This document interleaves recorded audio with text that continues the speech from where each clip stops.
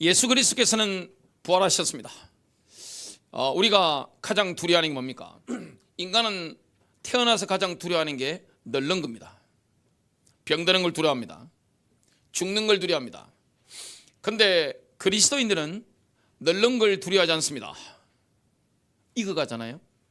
오늘도 아침에 성도님들이 교회로 예배드리러 오시면서 저한테 이렇게 목사님 안녕하세요 인사를 다들 하시는데, 연세가 드시는데 얼굴이 얼마나 밝으신지, 그리고 젊은 분들도 얼마나 얼굴이 밝은지 굉장히 하나님께 감사했습니다. 나이가 들지만 어떻게 됩니까? 우리가 익어가는 겁니다. 하나님의 영광이 우리에게 충만한 겁니다. 저와 여러분이 죽음의 문제를 해결받았죠. 여러분, 죽는 걸 두려워하지 않는 사람이 뭘 두려워하겠습니까? 고난받는 걸 두려워하겠습니까? 가난해지는 걸 두려워하겠습니까? 내가 아픈 걸 두려워하겠습니까? 내가 죽음의 문제 해결받았는데 자녀 문제 걱정하겠습니까? 내가 진정으로 예수 부활을 통해서 죽음의 문제 해결받았기 때문에 나의 노후 문제를 걱정하겠습니까? 그래서 그리스도인들은 인간적인 염려를 하지 않습니다. 심지어 다윗은 이런 고백을 합니다. 여호와는 나의 목자시니 내가 부족함이 없으리로다. 내가 사망의 음침한 골짜기로 다닐지라도 해를 두려워하지 않을 것은 주께서 나와 함께 하심이라. 여러분, 세상의 절기들 보면, 명절들 보면 사건이 먼저 일어나고 그걸 기념하기 위해서 국가나 이런 데서 명절을 만들죠. 8.15 광복절 뭐 이렇게 만들죠. 하나님 나라는 그렇지 않습니다. 하나님께서 하나님의 달력에 이때는 이게 일어날 것이다 예고하시고 사건을 일으키시는 겁니다. 그게 바로 절기입니다. 이스라엘의 절기는 약속의 사건들입니다. 하나님께서 약속하신 거예요. 뭘 약속하셨느냐? 예수 부활을 약속하신 거예요. 메시아 예수가 곧 절기들의 성취입니다. 예수께서 이 땅에 오셔서 절기를 성취하신 겁니다. 메시아 예수가 곧 절기의 존재 이유입니다. 이런 은혜를 우리가 받았습니다. 오늘 예수 부활, 이것이 나의 부활이 되는 은혜가 넘치시기를 주님의 이름으로 축복합니다. 첫 번째입니다.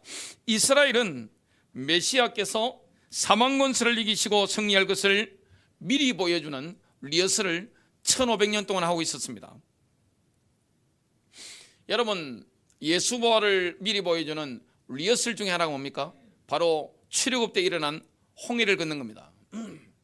여러분, 홍해를 건넜다는 것은 뭡니까? 죽었다가 살아난 거예요. 이게 바로 뭘 말합니까? 세례받는 걸 말합니다. 여러분, 제가 장로교 배경이 있죠. 저는 어릴 때부터 대한예수교 장로회 합동측 통합청 고신 개혁 이런 배경을 제가 가지고 있기 때문에 저도 세례를 받았고 세례를 많이 베풀었습니다. 엄청나게 많은 분들이 제가 세례를 드렸죠. 근데 제가 이스라엘의 성지순례를 가봤는데 예수님이 뭘 받으셨습니까? 세례 받은 게 아니라 침례를 받으신 거죠. 제가 가서 보니까 다 침례 받는 거예요. 요단강에 들어갔다가 나오는 겁니다. 그래서 오리지널은 뭡니까? 세례가 아니라 침례죠. 완전히 그리스도와 함께 죽었다가 다시 살아나는 겁니다. 이걸 구약시대에 보여준 게 뭡니까? 출애굽 시즌에 일어난 바로 홍해를 통과하는 겁니다. 목숨 걸고 홍해에서 바로 이 세례를 받았습니다. 하나님의 강권적인 역사였습니다. 여러분, 홍해 앞으로 이끄신 분이 누구십니까? 저와 여러분을 위기의 순간에 직면하도록 만드시는 분이 누구십니까? 하나님이십니다. 이스라엘 백성들이 쫙 인도를 받는데, 아니 편한 길로 인도받을 수 있는데 하나님께서 위기의 순간으로 홍해 앞으로 쫙 인도하신 거예요.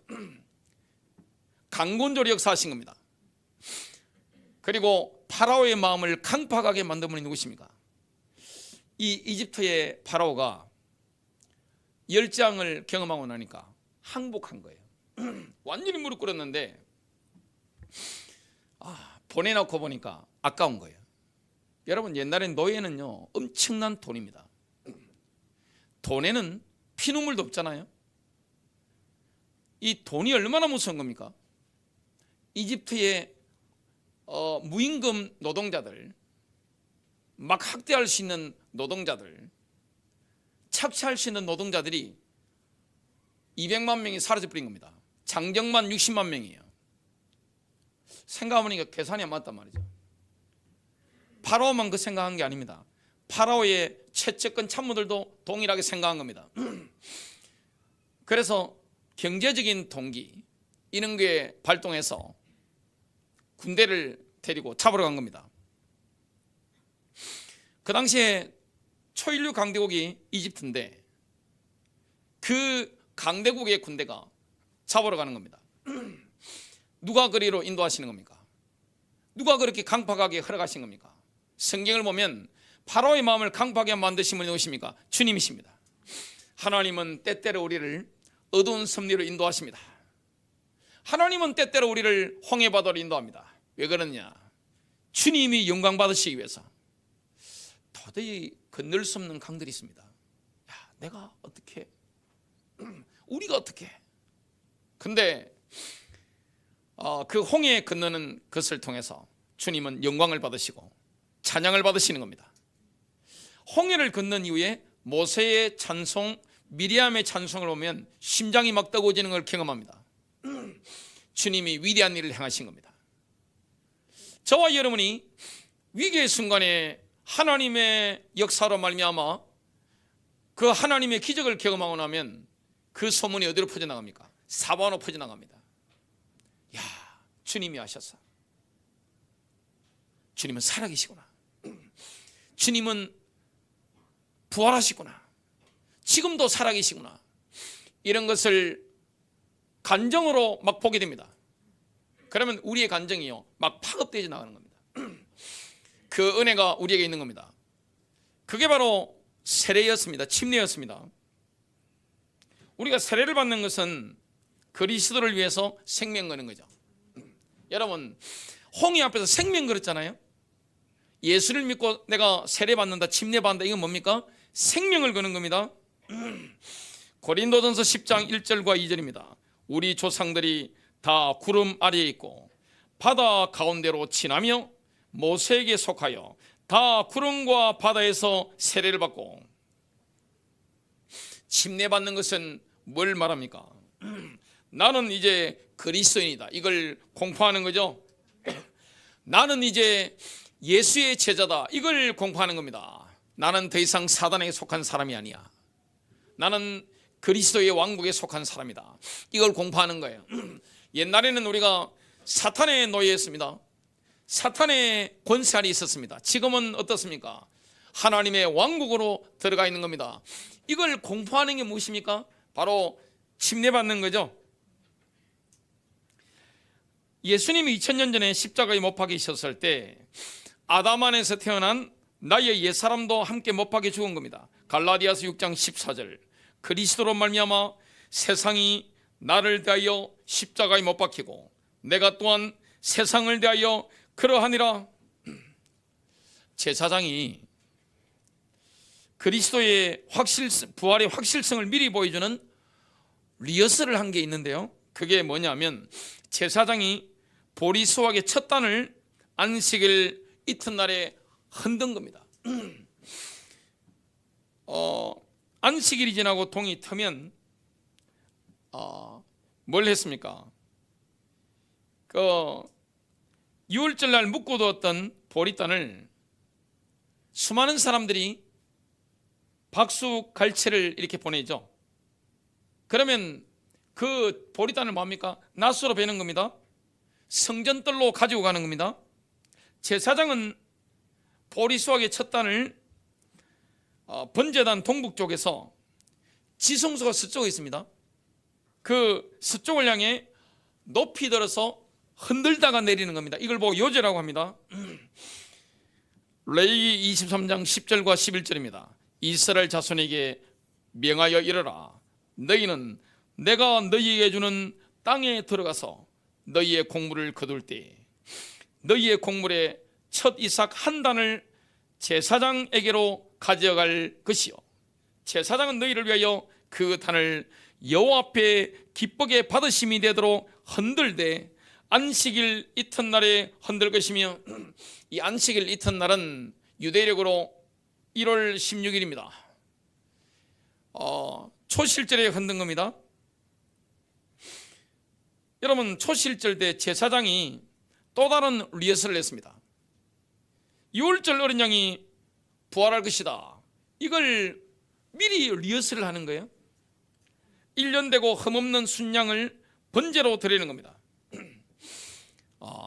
1500년 동안 메시아께서 오시는 그날까지 하나님이 시키니까 명절 때마다 절기 때마다 메시아께서 이렇게 부활할 것을 리허설을 한 겁니다. 미리 보여준 거죠. 두 번째입니다. 예수님께서는 초실절 아침에 자신이 하나님의 아들이심을 권능 있게 증명하셨습니다. 초실절 아침에 죽은 자 가운데서 부활하신 겁니다. 그래서 내가 하나님의 아들이다, 이 사실을 권능 있게 증명하신 겁니다. 이것이 우리의 소망이 되는 겁니다. 예수님이 공생애 때 시비를 거는 사람 중에 한 부류가 있었습니다. 서기관과 바리새인들. 성경책 들고 다니면서 성경책을 통으로 암송하고 다니면서 예수님을 죽이려고 했던 사람들. 예수님이 가시는 곳마다 덫을 놓은 사람들이 있습니다. 그 사람들이 누굽니까? 서기관과 바리새인들입니다. 그때 이 사람들이 뭘 했습니까? 표적을 보여주세요. 그때 예수님께서 자신의 죽음과 부활만을 증거로 내가 보여주겠다, 이렇게 말씀하셨죠. 마태복음 12장 39절부터 40절입니다. 악하고 음란한 세대가 표적을 구하나 선지자 요나의 표적밖에는 줄 표적이 없도다. 요나가 사흘 낮과 사흘 밤을 고래의 뱃속에 있었듯이 인자도 그처럼 사흘 낮과 사흘 밤을 땅의 심장 속에 있을 것이라. 예수님이 사흘 밤과 사흘 낮을 땅의 심장 속에 있을 것을 지금 예언하고 계시는 거죠.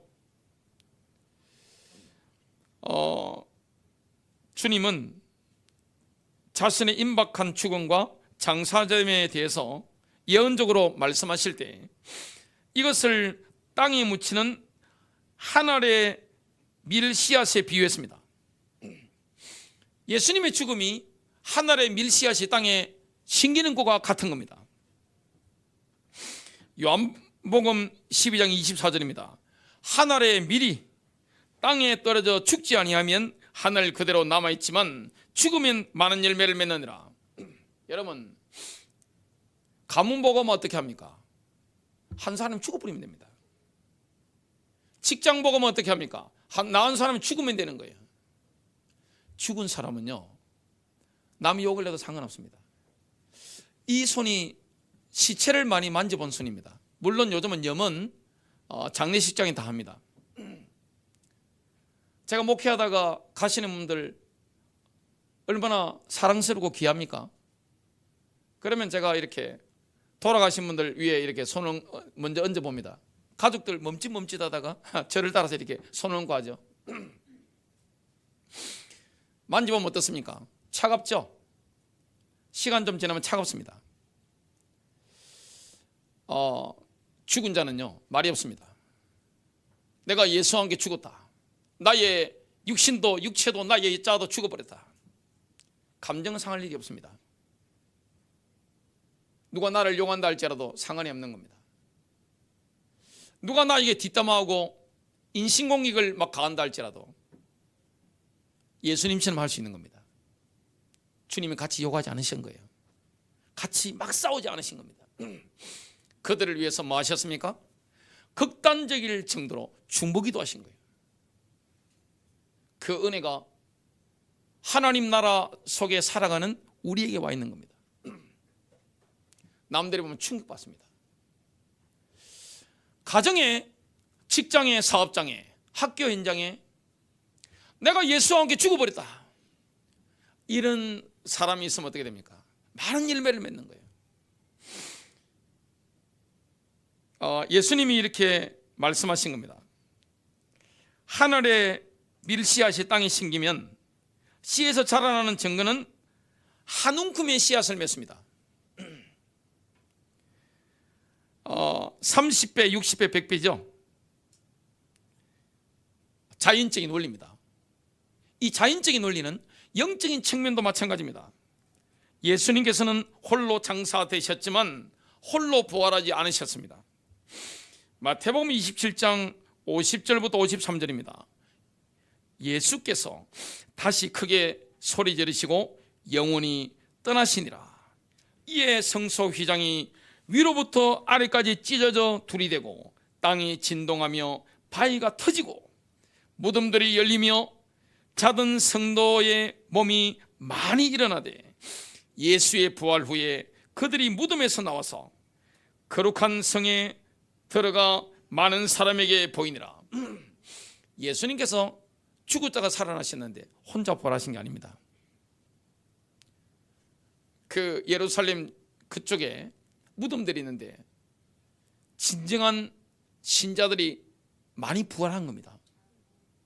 그들이 어디로 들어간 겁니까? 거룩한 성 예루살렘으로 들어간 겁니다. 많은 사람에게 보여준 겁니다. 이런 일이 일어난 겁니다. 여러분, 유대인들이 초실절이 되면 아침동이 트자마자 보리수확의 첫 단을 베러 갑니다. 그 시간에 예수님의 무덤으로 달려간 여인들이 있습니다. 성경에 보면 아주 위대한 여인들이 있습니다. 막달라 마리아, 초대교회 엄청난 주축이 된 인물이죠. 그리고 살로메라는 여인, 어떻게 이렇게 뛰어날까?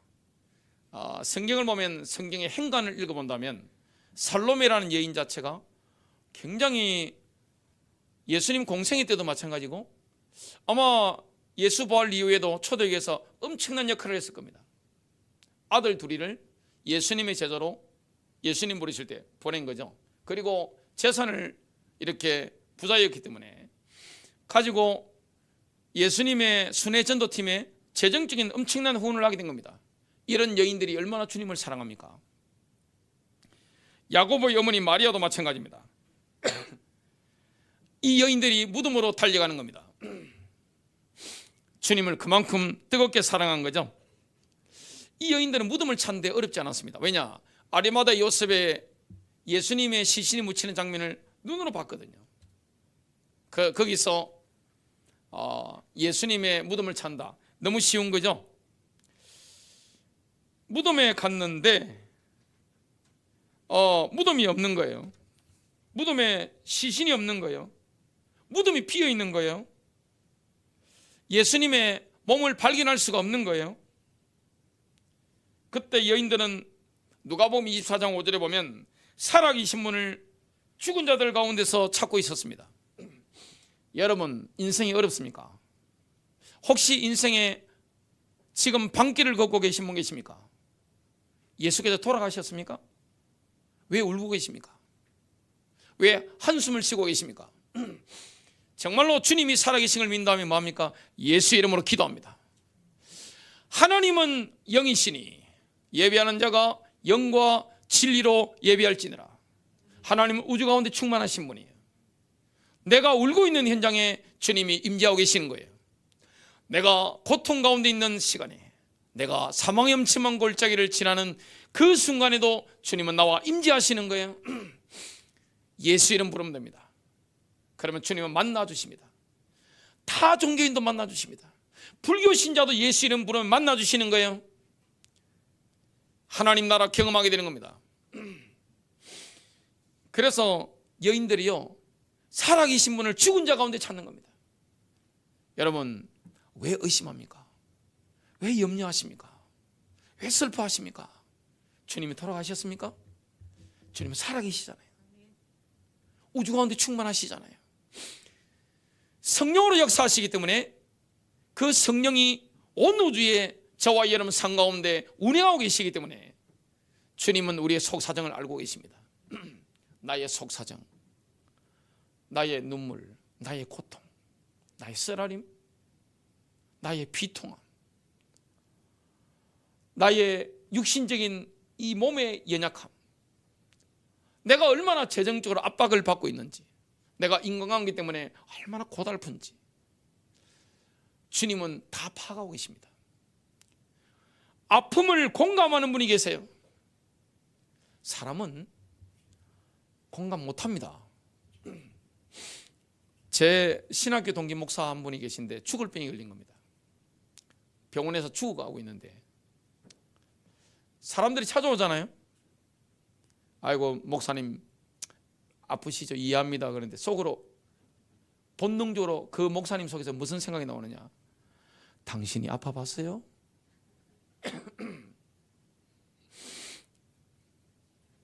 저는 아직 몸이 건강해가지고 피가 아무리 오거나 그래도 뭐 몸이 일기예보 이런 걸 전혀 모릅니다.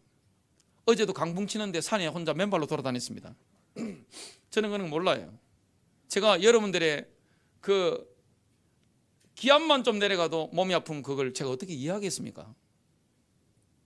예수님은 여러분의 슬픔을 이해합니다. 여러분의 아픔, 비통함, 질병. 예수님 이 땅에 사실 때 가난하게 사시기 때문에 가난을 이해합니다. 서민들의 고통을 아십니다. 왜냐? 서민으로 사셨기 때문에. 그러면서 초자연적인 하나님의 공급으로 부유함도 경험하셨습니다. 주님은 아시는 거예요. 살아 계신 분을 왜 죽은 자 가운데 찾습니까? 지금 천사가 그 말을 하는 겁니다. 그래서 예수님께서 부활의 정인으로 처음으로 세운 사람이 있습니다. 누굽니까? 사람이요, 가장 중요한 것은 내가 신임하는 사람에게 알려줍니다. 자, 예수님을 따라다녔던 제자 가운데 가장 신임받았던 제자가 누굴까요? 베드로가 아닙니다. 베드로 도망갔어요. 결정적인 순간에 도망갔습니다. 누굽니까? 가장 신임하는 제자는 부활의 첫 정인은 누굽니까? 막달라 마리아였습니다. 정말 막달라 마리아는 위대한 여인이죠. 하나님의 은혜를 받은 여인이죠. 부활의 정인이 된 겁니다. 이 막달라 마리아의 주님을 사랑하는 그 헌신, 충정, 여기에 주님이 감동을 받으셔가지고 울고 있는 마리아에게 주님이 뭐라고 하십니까? 마리아야. 주님의 음성이니까 바로 알아먹죠. 라비요, 라보니요, 이렇게 고백합니다. 그러니까 너무 반가우니까 예수님을 발을 잡고 만지려고 하니까 나를 만지지 말라. 내가 아직 내 아버지께로 올라가지 아니하였느니라. 예수님께서 내가 내 아버지께로 올라가서 초실절 제물이 된다, 이 말씀을 하시는 겁니다. 여러분, 부활하신 예수 그리스도를 아버지 하나님보다 먼저 만나 뵙는 영광을 얻은 인물이 누굽니까? 막달라 마리아인 겁니다. 우리가 주님을 사랑하는 거 아십니다. 그 깊이가 얼마나 되는지 사람은 잘 모를 수 있어요. 그러나 예수님은 아십니다. 그러니까 부활의 정인으로 막달라 마리아를 가장 먼저 내세운 거죠. 달려갔습니다. 제자들이 떨고 있는 현장에 달려갔습니다. 요한복음 20장 18절, 막달라 마리아가 가서 제자들에게 내가 주를 보았다 하고 또 주께서 자기에게 이렇게 말씀하셨다 이러니라. 근데 그 남자 제자들이 아무도 믿지 않았습니다. 세 번째입니다. 그리스도께서 초실절 아침에 부활의 첫 열매가 되신 것은 우리의 모든 소망의 기초가 됩니다. 여러분, 우리는 소망이 있습니다. 죽음의 순간에도 소망이 있습니다. 몸이 아플 때도 치유의 소망이 있습니다. 여러분, 가난한 자에게도 소망이 있습니다. 지금 절망 가운데 울고 있는 자에게도 소망이 있습니다. 비통한 자에게 소망이 있습니다. 그게 바로 예수 부활을 보면 됩니다. 여러분, 만약 죽은 자의 부활이 없다면 그리스도께서도 다시 살아나지 못하셨죠. 만약 그렇다면 그리스도와 연합하여 죽은 자들도 망했겠죠.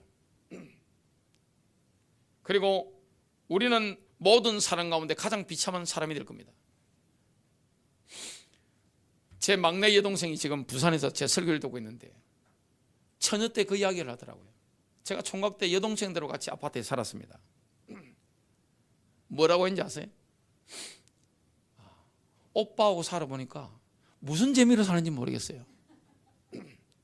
여러분, 은혜로운 설교가 제 입에서 나오니까 저하고 살면 재밌을 것 같죠? 인간적으로 아무 재미없습니다. 늘 하는 게 뭐밖에 없느냐? 성경 연구하고 기도하고 설교하는 것밖에 없습니다. 시간 나면 우리 아이들이 어릴 때 학교에서 아버지 뭐 하시노? 그 그림 그리오라 하잖아요. 뭘 그린지 압니까? 제가 책 보고 있는 것만 그려왔습니다. 책 보고 있는 거. 인간적으로 아무 재미없습니다. 여러분들 좋을 때는 여러분끼리 노시잖아요. 슬플 때, 미치겠을 때, 그리고 죽음 가운데 있을 때, 실제로 죽었을 때 저를 부르시잖아요. 그럼 뭔 재미가 있습니까? 건강할 때 뭐 저를 만나서 이렇게 뭐 하는 거 별로 없잖아요. 근데 정신이 그냥 돌 것 같을 때는 저를 만나서 막 쏟아 놓으시면 그 도끼를 견디는 게 기도하고 확 풀어내서 그렇지. 잘못하면 목사 상호 병들죠. 뭔 재미가 있습니까? 인간적으로 아무 재미없습니다. 근데 영적으로는 너무 큰 쾌감과 기쁨과 감격과 보람이 있는 겁니다. 예수 부활이 없다. 지구상에서 가장 불쌍한 사람인 건데 저 같은 사람이 상위 그룹에 들어갈 겁니다. 여러분도 마찬가지죠. 이 좋은 봄날에 예배당에 와가지고 이렇게 주님 앞에 경배드린다. 남들 보면 미쳤습니다. 미쳤어요. 제가 중학교 때 교회를 안 다니는데 주변에 보니까 교회 다니는 친구들이 있는 거예요. 이해를 못했던 게 있습니다. 아니, 일요일 날 공부를 하면 그 당시에 시험 봐서 고등학교를 가니까 아니, 시험 점수가 올라가는데 예배당 가서 노래를 불러? 저는 교회를 한 번도 가본 적이 없으니까 노래 부른다는 걸 알았습니다. 계산적으로 안 맞잖아요, 이게. 그걸 이해할 수가 없었어요. 예수 부활이 없다. 우리는 세상에서 가장 비참한 사람입니다. 예수 부활이 없다. 저는 성경책 들고 사기 쳐먹는 지상 최고의 사기꾼이 되는 겁니다. 얼마나 안타까운 일입니까? 여러분, 그리스도께서 부활의 첫 열매가 되신 것은 그리스도께서 다시 오실 때 우리의 몸이 부활할 것에 대한 확실한 보증이 되는 겁니다. 고린도전서 15장 20절부터 23절입니다. 그러나 이제 그리스도께서 죽은 자 가운데서 다시 살아나사 잠자는 자들의 죽었던 자들의 첫 열매가 되셨도다. 사망이 한 사람으로 말미암았으니 죽은 자의 부활도 한 사람으로 말미암는도다. 아담 안에서 모든 사람이 죽은 것 같이 그리스도 안에서 모든 사람이 삶을 얻으리라. 그러나 각각 자기 차례대로 되리니. 부활도 서열이 있는 겁니다. 먼저는 첫 열매인 그리스도요, 다음에는 그가 강림하실 때에 그리스도에게 속한 자요. 여러분, 그리스도께서 부활하십니다. 부활했습니다. 그리스도께서 다시 오십니다. 그때 우리는 그리스도의 영광스러운 몸과 같은 몸을 가지게 되는 겁니다. 빌립보서 3장 20절과 21절, 우리의 시민권은 하늘에 있으므로. 신자는요, 거듭나는 순간에 시민권이 생깁니다. 천국 시민권입니다. 이 땅에 우리가 대한민국의 시민권을 맞죠. 그러나 실제적으로는 이 땅에는 뭡니까? 이방인입니다. 나그네입니다. 순례자입니다. 저와 여러분이 돌아갈 보양은 어디입니까? 저 천성입니다. 이 땅에서 누구와 함께 해야 됩니까? 부활하신 그리스도, 그분과 함께 사는 거죠. 얼마나 행복합니까?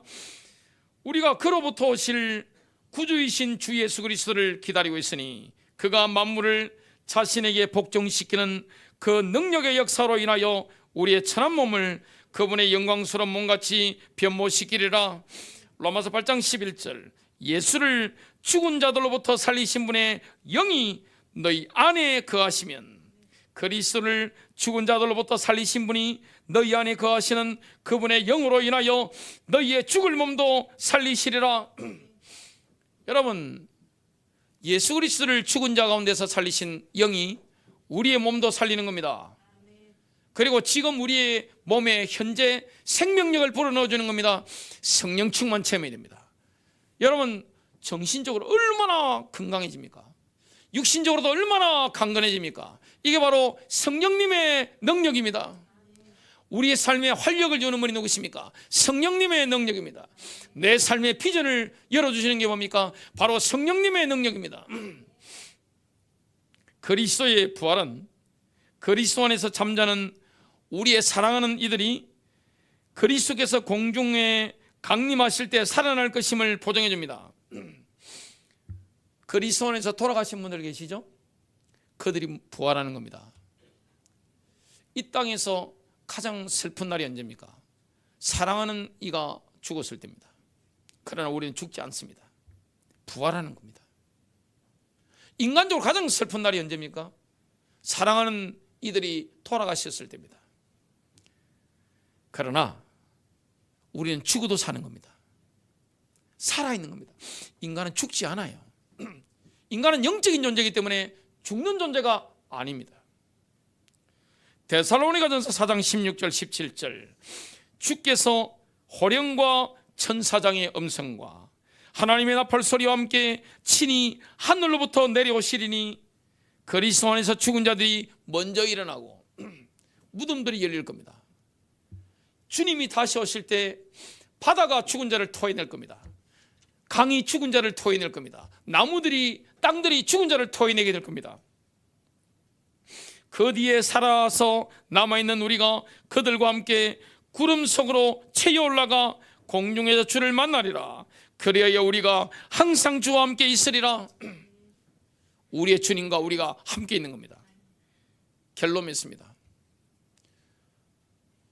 죽은 자의 부활, 예수의 부활, 예수의 부활은 우리의 모든 소망의 기초입니다.